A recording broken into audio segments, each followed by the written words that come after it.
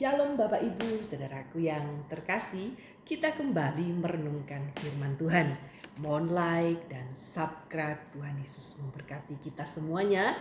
Jangan lupa ikuti akun saya ya, share sebanyak-banyaknya. Kali ini topik kita cukup menarik loh, jangan di skip dulu ya. Entertainment atau enjoyment? Waduh, kira-kira pilih yang mana ini ya? Istilah dugem pasti semua pada tahu nih ya. Tren-tren terbaru sekitar dugem juga mulai bermunculan kan. Bagaimanapun pergumulan kesenangan duniawi bukanlah isu baru bagi gereja kan. Kita tahu itu. Esensi pergumulan sudah setua peradaban manusia. Seperti yang diungkapkan di dalam buku klasik The City of God karya Agustinus pada abad keempat Masehi. Sejarah mencatat dua sikap gereja yang ekstrim terhadap hal ini. Gereja bersifat negatif dan ofensif terhadap hal-hal yang sekuler ya, abad-abad permulaan saat itu. Apa kena mengena sih sebenarnya antara Yerusalem dan Athena? Praktek monastisisme atau kebiaraan, gereja terjebak dalam dugem masa kegelapan sampai pra-reformasi tentunya. Gereja ironisnya, coretan historis seperti ini tetap terulang pada masa kini loh guys. Sebagian orang Kristen tetap bersikap askestis, menjauhi semua hal yang bersifat duniawi itu dijauhi. Sebagian terjebak pada materialisme dan degradasi moral, penurunan moral ya, degradasi moral. Nah, respon yang tidak tepat atas berakar dari konsep yang salah tentunya tentang kesenangan ya. Dunia sebagai suatu sistem memang bersifat melawan Allah. Di dalam 1 Yohanes pasal 2 ayat 15 sampai 16 saya akan bacakan buat kita semua. Janganlah kamu mengasihi dunia dengan apa yang ada di dalamnya. Jikalau orang mengasihi dunia, maka kasih akan Bapa tidak ada dalam orang itu.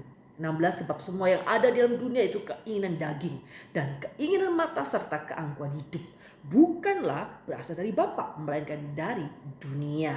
Ya, dalam hal ini tidak berarti segala yang ada di dunia ini semuanya dosa. Enggak juga sih ya. Orang Kristen sebenarnya perlu mengalami paradigma shift. Artinya apa?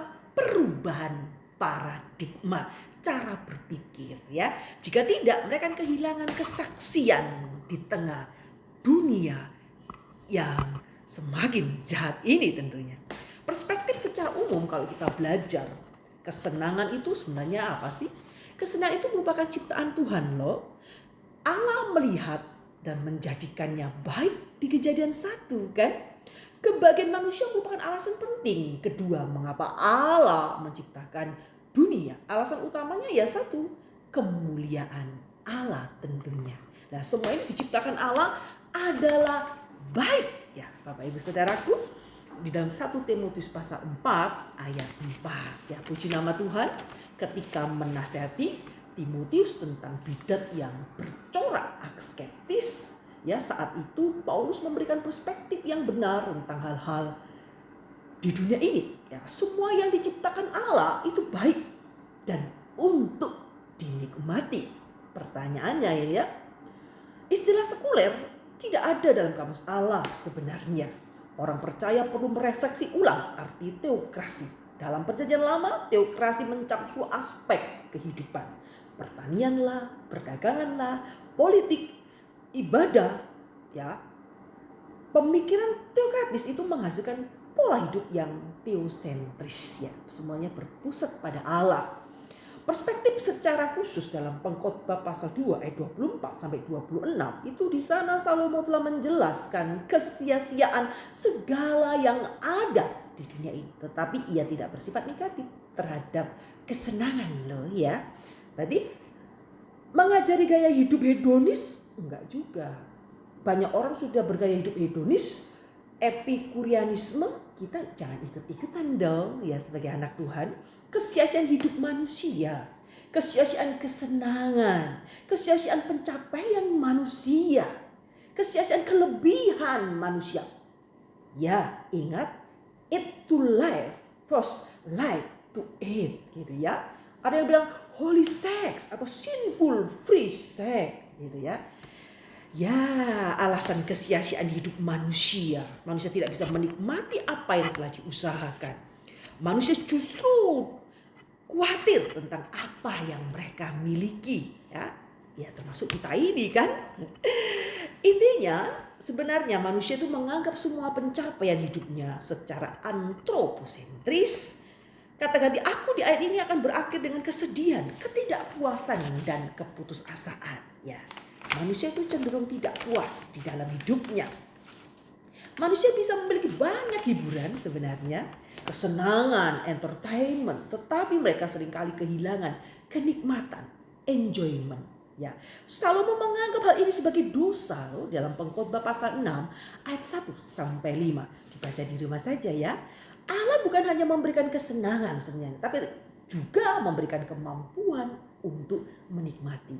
Ya, kesenangan itu untuk dinikmati, tapi juga memberikan kemampuan di sini, kemampuan untuk menikmati dalam hal apa ya tentunya. Mari kita akan belajar. Ya, sebenarnya menganggap pemberian Allah tidak cukup itu merupakan penghinaan terhadap Allah tentunya. Jadi belajarlah mencukupkan diri itu merupakan kunci kesenangan yang sesungguhnya. Kalau kesenangan yang kalian kejar hanya diskotik, narkoba, bersenang-senang, berfoya-foya, buang-buang uang setelah seharian penuh bekerja, berfoya-foya, kesenangan itu sia-sia. Mungkin yang Anda banggakan adalah pencapaian anakmu, ya, sibuk rekreasi kemana-mana, setelah pulang hatinya tetap kosong. Ingat, belajar mencukupkan diri itu merupakan kunci kesenangan yang sesungguhnya, ya. Tujuan utama dan akhir penciptaan manusia itu merupakan persekutuan dengan Sang Pencipta, yaitu Allah sendiri tentunya. Selama manusia belum berada dalam persekutuan dengan Allah, ia tetap tidak bisa menemukan kesenangan yang sejati. Ya, ingatlah, kesenangan dunia itu semu. Kadangkala kita mengejar kesenangan, boleh-boleh saja asal yang positif, ya. Tapi jangan sampai Anda seks bebas sebelum nikah. Misalnya sibuk selingkuh, cari pria idaman lain, cari pelakor dan sebagainya. Mencari kesenangan di luar Tuhan.